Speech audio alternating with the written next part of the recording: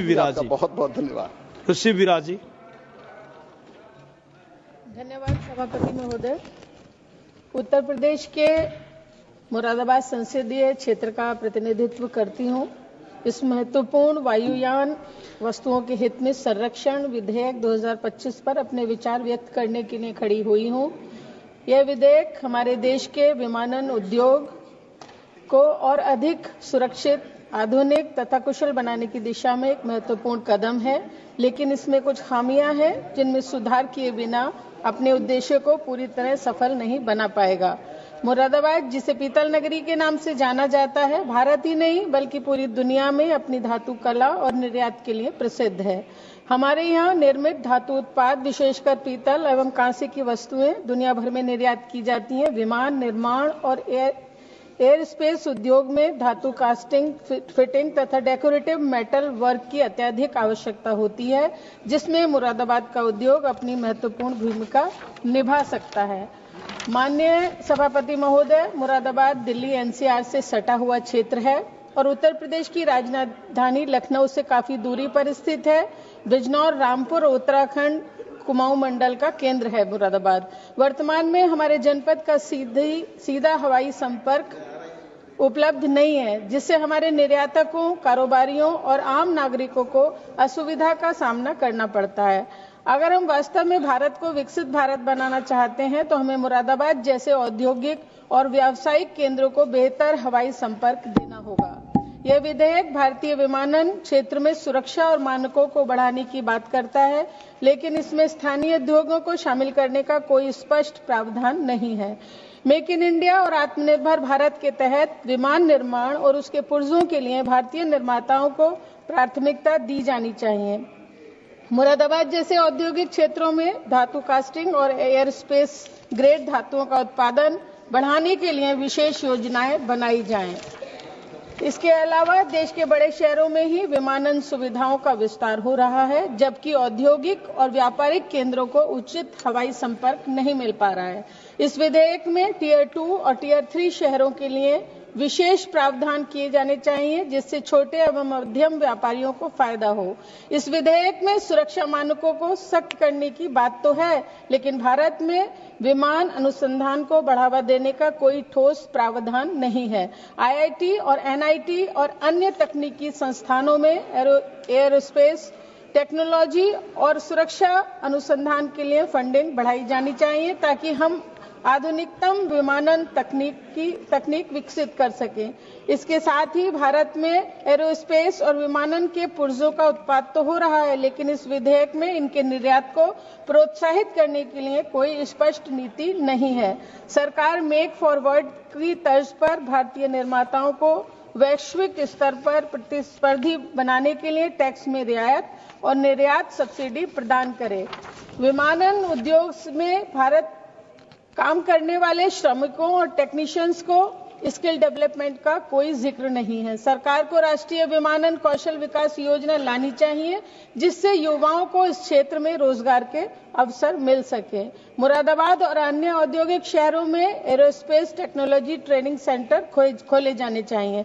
माननीय सभापति महोदय, अगर सरकार इस विधेयक में स्थानीय उद्योगों को शामिल करने का प्रावधान जोड़ती है तो मुरादाबाद एरोस्पेस उद्योग के लिए एक महत्वपूर्ण केंद्र बिंदु बन सकता है। मुरादाबाद जैसे औद्योगिक केंद्रों को हवाई यातायात से जोड़ने के लिए सरकार उड़ान योजना का विस्तार करे। क्षेत्रीय कनेक्टिविटी स्कीम, जिसका जिक्र माननीय वित्त मंत्री जी ने बजट में किया है, सरकार का लक्ष्य छोटे छोटे शहरों को हवाई यात्रा से जोड़ना है।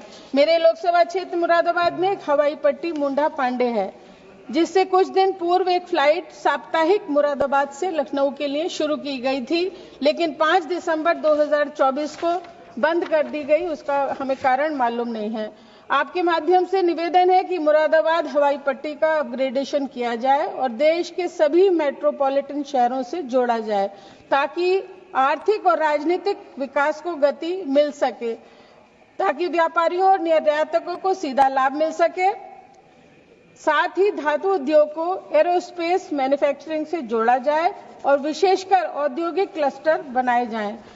मान्यवर, मैं आपसे प्रार्थना करना चाहती हूं कि मुरादाबाद को जो हवाई पट्टी है उसका अपग्रेडेशन किया जाए।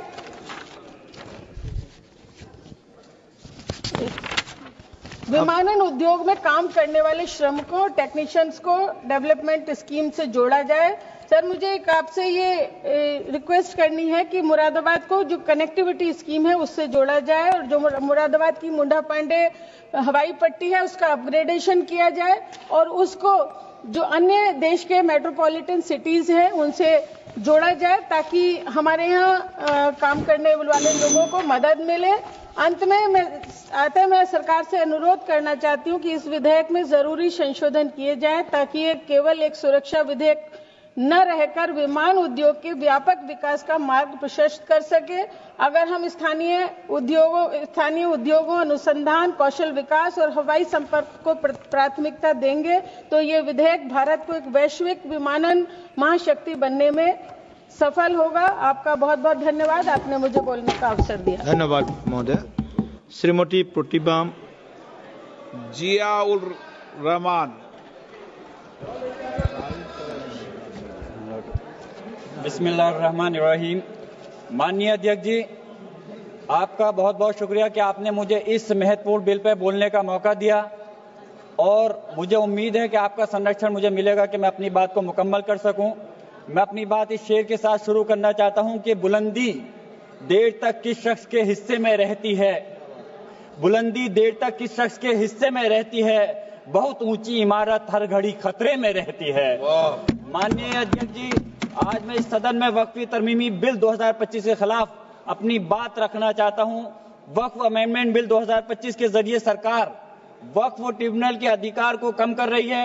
वक्फ बोर्ड के अधिकार में भी काफी कम किए जा रहे हैं। वो इसलिए कि ताकि वक्फ बोर्ड की संपत्ति को आसानी से सरकार अपने कंट्रोल में कर सके, जिसको कि हम बर्दाश्त नहीं करेंगे। माननीय अध्यक्ष जी, मैं आपके माध्यम से कहना चाहता हूं कि मैं और हमारे नेता माननीय राष्ट्रीय अध्यक्ष अखिलेश यादव जी सिर्फ इस बिल का इसलिए विरोध नहीं कर रहे कि इसको एनडीए सरकार लेकर के आई है।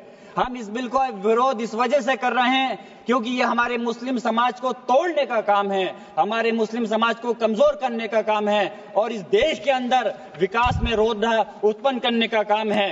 माननीय अल्पसंख्यक मंत्री जी कह रहे थे कि विपक्ष गुमराह कर रहा है, बल्कि हकीकत यह है विपक्ष गुमराह नहीं कर रहा इस बिल के ऊपर, बल्कि आप लोग गुमराह कर रहे हैं।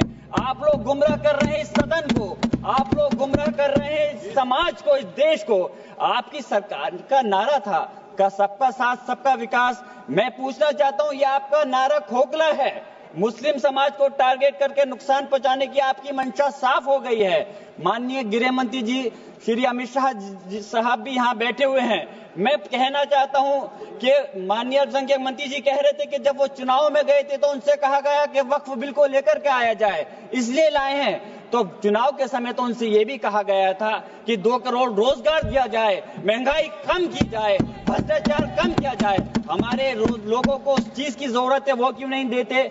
मैं कहना चाहता हूं कि इस देश का मुसलमान दुश्मन नहीं है, इस देश का मुसलमान वफादार है, इस देश की तरक्की चाहता है, इस देश का विकास चाहता है। और हमारे बुजुर्गों ने लाखों की तादाद में इस देश को आजाद कराने के समय अपनी जान माल की कुर्बानियां देकर के साबित किया था।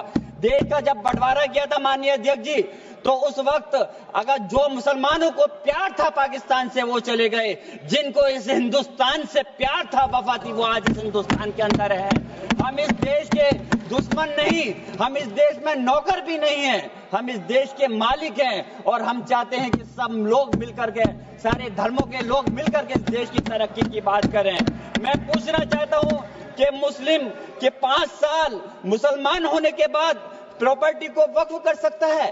कैसा मजाक है ये? किस प्रकार की बात है? महिला सम्मान की आप बात करते हैं। अरे महिला सम्मान के अंदर तो पहले ही 2 महिलाएं बोर्ड के अंदर रहती थी। आपने कौन सा नया तीर मार दिया कि कौन सी ज्यादा महिलाओं को आप अधिकार दे रहे हैं? मंत्री जी भी कह रहे थे कि तमिलनाडु और केरल के लोगों को कहना चाह रहे थे मैं पूछना चाहता हूं, याद रखना ये बिल इतना खतरनाक है, हमारे सारे समाज को तोड़ने का काम कर रहा है और बिहार और खासतौर से आंध्र प्रदेश की जनता आपके सहयोगी दल को कभी माफ नहीं करेगी अगर वो लोग इस बिल पर आपका साथ देते हैं। तो मैं कहना चाहता हूं, कमाल की बात तो यह है, मुस्लिम समाज को हक देने की बात वो लोग कर रहे हैं जिनके पास 240 सांसद होने के बावजूद एक भी मुस्लिम सांसद आपके पास नहीं है। आप बात कर रहे हैं, मुझे अफसोस है कि आप इसकी बात कर रहे हैं। सत्ता पक्ष के लोग मुसलमानों की तरक्की की बात कर रहे हैं, आपके मुंह से ये बात अच्छी इसलिए नहीं लगती। मुसलमानों को उत्तर प्रदेश हो या हिंदुस्तान का कोई सा हिस्सा हो, उन्हें नमाज पढ़ने से दिक्कत है। माननीय अध्यक्ष जी, बस मैं अपनी बात खत्म कर रहा हूं। अजान से दिक्कत है, मदरसों से दिक्कत है, मुसलमानों के कारोबार से दिक्कत है, मुसलमानों की स्कॉलरशिप को बंद कर रहे हैं और उसके बाद वक्फ के माध्यम से मुसलमानों को हक दिलाने की आप बात कर रहे हैं। मेरा कहना है कि क्या देश में माननीय न्यायालयों के अंदर पहले से मुकदमों की कमी है जो नए इस बिल को लाकर के नए जन्मों को विवाद दिया जा रहा है? आप वैसे तो संवैधानिक प्रक्रिया पर यकीन रखते हैं, आप कहते हैं कि संवैधानिक प्रक्रिया के तहत ही हर बूथ में चुनना चाहिए, तो मैं वक्फ बोर्ड के अंदर क्यों आप नॉमिनेट करके सदस्यों और अध्यक्ष को नॉमिनेट करके सरकार के कंट्रोल में करना चाहते हो? मैं अपनी बात खत्म करते हुए मैं सरकार से कहना चाहता हूं आपके माध्यम से माननीय अध्यक्ष जी कि इस बिल को वापस लेना चाहिए। इस बात की वाजिब चिंता है कि यह विधेयक नौकरशाही की ज्यादती को बढ़ावा दे सकता है, जिससे मुस्लिम कम्युनिटी में विश्वास कम हो सकता है। संस्कृति और मजहबी विरासत की हिफाजत कभी भी प्रभावित नहीं होनी चाहिए।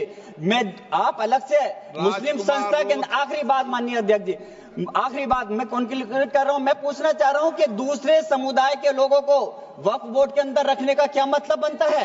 क्या आप दूसरे मजहबी संस्थाओं के अंदर मुस्लिम समाज को भी रखने का काम करेंगे? तो इसलिए इस प्रकार का भेदभाव, नफरत की दीवार खड़ी मत करिए। इस देश की तरक्की के लिए सब लोगों को मिलकर के साथ चलना पड़ेगा। मैं अपनी बात इस शेर के साथ खत्म कर रहा हूं माननीय अध्यक्ष जी कि